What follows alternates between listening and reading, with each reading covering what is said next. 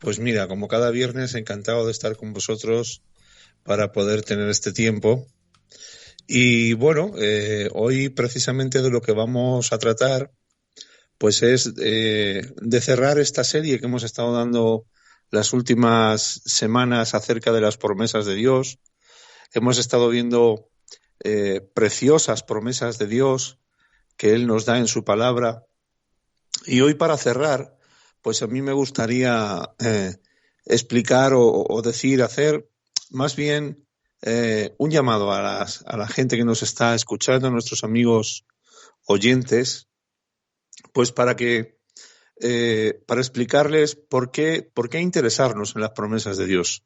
Me gustaría con este espacio, con este tiempo, poder despertar un anhelo, un deseo en el corazón de las personas que nos están escuchando para volverse a la palabra de Dios con la intencionalidad de poder buscar, estudiar, comprender, creer y pedirle al Señor, ¿no? Reclamarle al Señor con humildad esas promesas maravillosas que Él nos ha hecho en su palabra. Así que yo creo que para terminar esta serie, pues nada mejor que responder a esta pregunta: ¿por qué interesarnos en las promesas de Dios? ¿Por qué estudiar las promesas de Dios resulta tan importante para nosotros? Pues porque Dios las ha prometido, porque ellas son fundamentos de nuestra fe. Hay gran desconocimiento de las promesas de Dios y hay mal uso de las promesas de Dios también. Pero Dios nos las ha dado para nuestro bien. Son muchas, son grandes y son preciosas. Son un bálsamo que alivia el dolor, son un ancla a nuestra fe, son un estímulo a la esperanza y son un medio para fortalecernos bajo la mano soberana de Dios. En 2 de Pedro capítulo 1, versículos 3 y 4, la Biblia dice: Dios nos ha dado preciosas y grandísimas promesas para que por ellas lleguemos a ser participantes de la naturaleza divina. Y en 1 Corintios 2:9, la Biblia también dice: cosas que ojo no vio, ni oído oyó, ni han subido en corazón de hombre, son las que Dios ha preparado para los que le aman.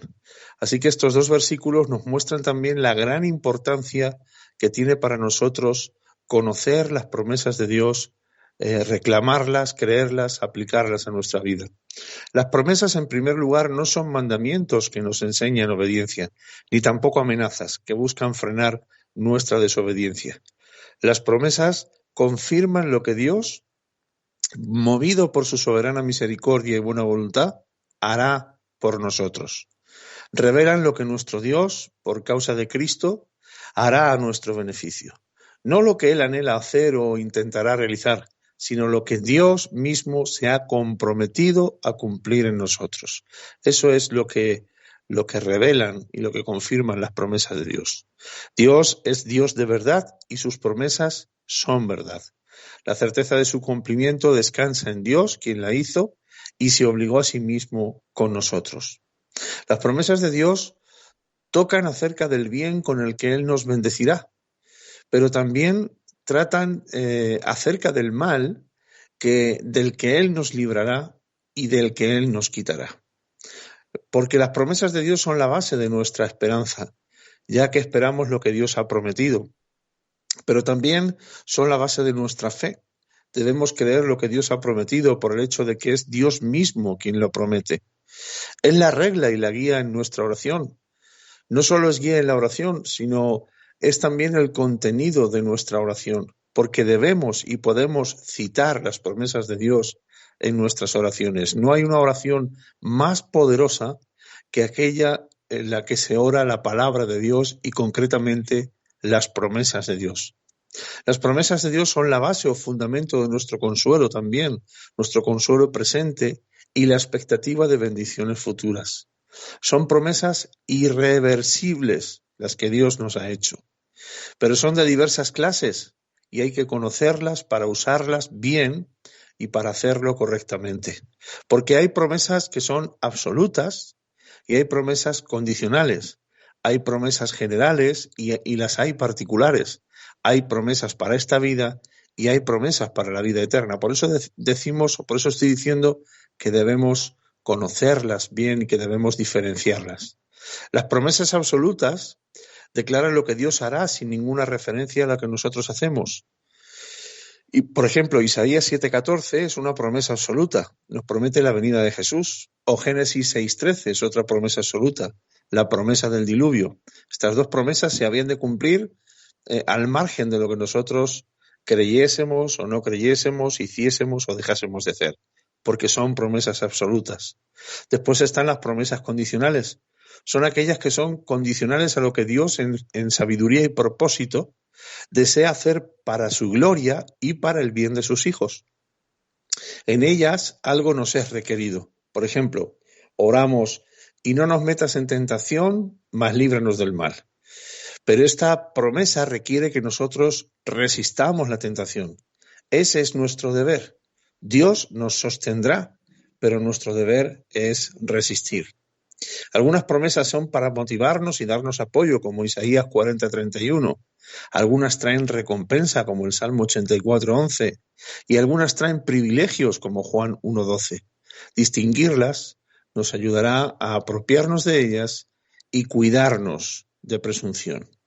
¿Cuál es la principal promesa de Dios que tenemos en las Escrituras, Manuel?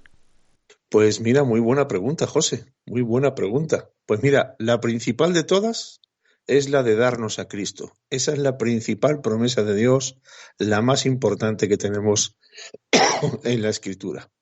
Pero también, o mejor dicho, porque con esa promesa de darnos a Cristo viene el perdón de pecados y la vida eterna.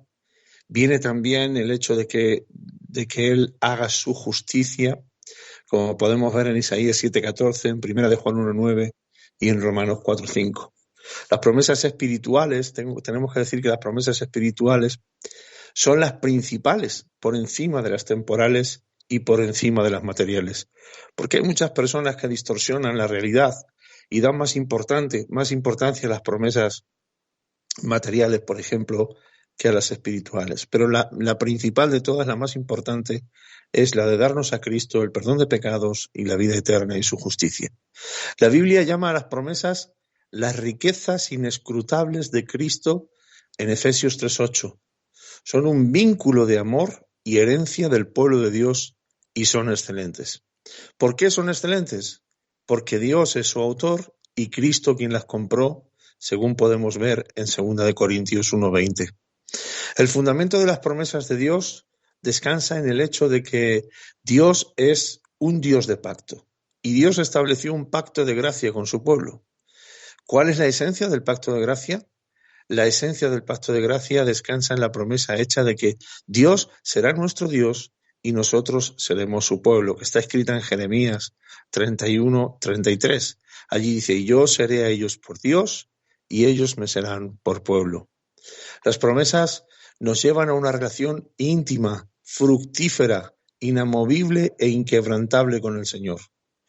Cuando tenemos a Dios, lo tenemos todo. Vivir en las promesas de Dios es vivir en una relación personal, cercana y profunda con Cristo mismo, como nos enseña Deuteronomio 33:29, el Salmo 33:12 y el Salmo 65:4. Nuestra esperanza y fe en las promesas de Dios están fundadas en la íntima relación que Dios ha establecido con nosotros por medio de Cristo en el pacto de gracia. Sobre este fundamento debemos construir toda nuestra vida cristiana, sobre el cual descansa nuestra salvación, como nos enseña el Salmo 130, versículo 7. Cristo es quien nos otorga esas promesas, de tal manera que nosotros nunca adquirimos ninguna promesa de Dios, sino por medio de Cristo. Él es la mina de la cual extraemos las joyas de las promesas. Él es el bando espiritual de donde adquirimos nuestros dividendos. ¿Por qué es Cristo la fuente de la cual brotan las promesas de Dios? Porque es Jesús quien compra todas las promesas con su sangre, como nos enseña Efesios 3:6. ¿Y por qué es Jesús quien hace que nosotros podamos poseer las promesas al darnos la fe salvífica y el arrepentimiento para vida. Él hace que descansemos en las promesas de Dios, como nos enseña Mateo 11:28 y Marcos 9:24. Tengo una pregunta, Manuel, otra pregunta, tengo una duda. ¿A quiénes exactamente pertenecen las promesas de Dios? Pues muy buena pregunta, José. Hoy estás inspirado en tus preguntas, ¿eh? Y estás haciendo unas preguntas magníficas. Yo me alegro mucho, ¿eh? Pues mira, por causa de Cristo y en virtud del pacto de gracia, las promesas pertenecen a su iglesia. Efesios 1:22 y 23 dice: y sometió todas las cosas bajo sus pies y lo dio por cabeza sobre todas las cosas a la iglesia, la cual es su cuerpo, la plenitud de aquel que todo lo llena en todo. Porque Cristo es nuestra cabeza y nosotros somos su cuerpo, todo lo que pertenece a la cabeza pertenece al cuerpo, que somos nosotros, la iglesia. Así que todas las promesas nos pertenecen porque nosotros pertenecemos a Cristo por medio de la fe. Esa es la única base sobre la cual descansan las promesas. Primera de Corintios 1:21 al 23 dice: todo es vuestro y vosotros de Cristo y Cristo de Dios. Solo los que son de Cristo por medio de una fe salvadora son herederos a todas las promesas de Dios, como también nos enseña Romanos 8, versículos 1, 15 y 17. Ninguna de las promesas de Dios que Dios ha hecho fallarán jamás. Todas se cumplirán, porque nosotros pertenecemos a Cristo. Ellas han sido dadas a Cristo como nuestro mediador, como promesas absolutas y firmes, y no como promesas condicionales.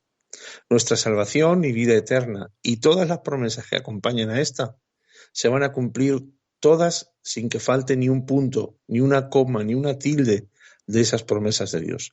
¿Por qué? Porque Cristo es el tesorero y guardián de esas promesas, y están seguras en Él.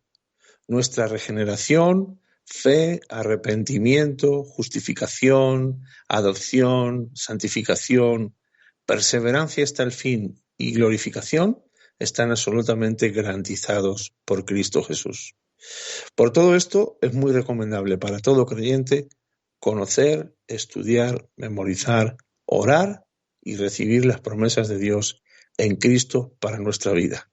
Así que me gustaría muchísimo animar a todos nuestros amigos oyentes a que se vuelvan a la palabra de Dios, a que investiguen con diligencia acerca de las promesas de Dios, a que las puedan diferenciar, puedan entender qué tipo de promesas son y a que las puedan reclamar y las puedan poner en su vida como esas anclas firmes en las cuales estar sujeto para que las corrientes de este mundo y de este siglo no nos lleven de un lugar a otro y para que las podamos disfrutar también, porque esas promesas son reales, son realidades, han sido hechas, como hemos visto, por el mismo Dios y Él las cumplirá sí o sí en nuestra vida. Solo hace falta que las creamos, las entendamos, las estudiemos y las reclamemos.